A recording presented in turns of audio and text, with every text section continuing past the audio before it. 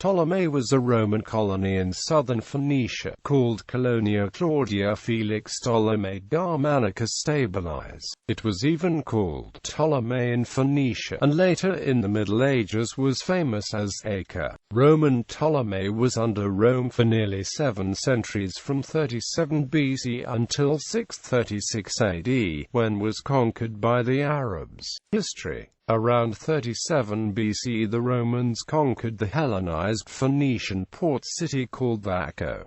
Under Augustus was built a gymnasium in the city. In 04 BC the Roman proconsul Publius Quinctilius Varus assembled his army in order to suppress the revolts that break out in the region. Following the death of Herod the Great, the Romans built a breakwater and expanded the harbor at the present location of the harbor. In the Roman-Byzantine period, Acre Ptolemais was an important port city. It minted its own coins, and its harbor was one of the main gates to the land. Through this port the Roman legions came by ship to crush the Jewish revolt in 67 AD.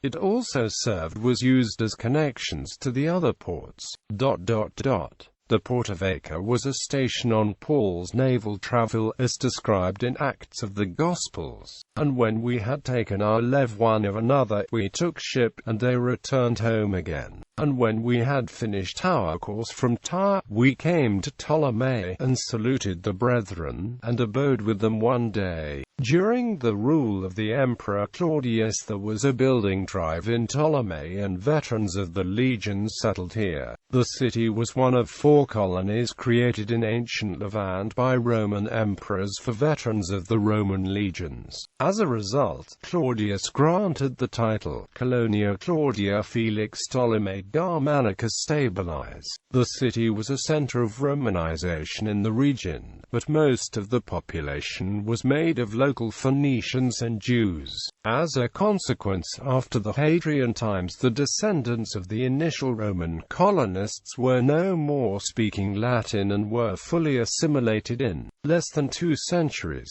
In 66 AD Gessius Florus, the Roman procurator of Judea, conducted an initial massacre of the Jews living in the city. The next year Vespasian, the Roman military commander, accompanied by Josephus, moved from Acre Ptolemais to suppress the Jewish rebellion in the Galilee. In 80 AD the future emperor Titus arrived in Ptolemais to aid his father Vespasian in conducting his protracted war in the Galilee against the Jewish rebellion there. In 130 AD the port of Ptolemais was used as a base for the Roman legions setting forth to suppress the Bar Kokhba revolt. After the destruction of Jerusalem, many Jews settled in Ptolemais, that was losing its original Phoenician characteristics since Augustus' times. In 190 AD Christianity started to be important in the city. Clarius, the bishop of Ptolemais, participated in a council of Christian leaders.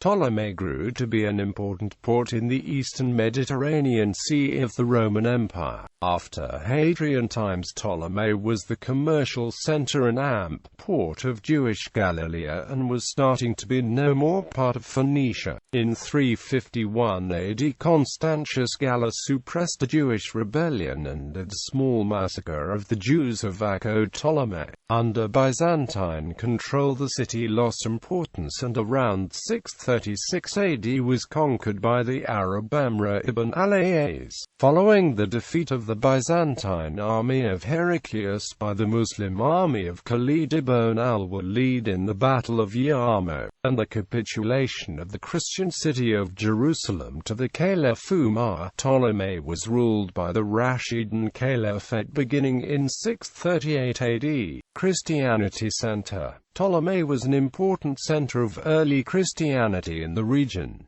The same street Paul was in the city when started his travels. Since the end of the 3rd century Ptolemais was a city predominantly Christian, but with a huge Jews community. An unknown visitor from Italy reported that in the 6th century the city had beautiful churches. Indeed, an important discovery has been made in 2011, a Byzantine church in the middle of Crusaders, San Giovanni di Acre. Bishops of of Ptolemais Acre. The Apostle Paul, returning from his trip to Macedonia and Achaia, landed at Tyre, and from the flew to Ptolemais, where he stayed some days with the local Christian community. The first bishop, known as Clarus, who in 190 AD attended a council meeting which saw some bishops of Phoenicia and Palestine to deal with the issue of the date of the Easter feast. But we must go back to the 4th century to find the next bishop, Aeneas, who took part at the First Council of Nicaea in 325 AD and at the synod held in Antioch in 341 AD. Nectabius was one of the fathers of the First Ecumenical Council of Constantinople in 381 AD. Between the 4th and 5th centuries lived Bishop Antiochus, opponent of Giovanni Chrysostomo. Eladius participated in the First Council of Ephesus in 431 AD. Paul took part in the council held at Antioch of 445 AD to judge the work of Athanasius of Peri, and at the Council of Chalcedon of 451 AD.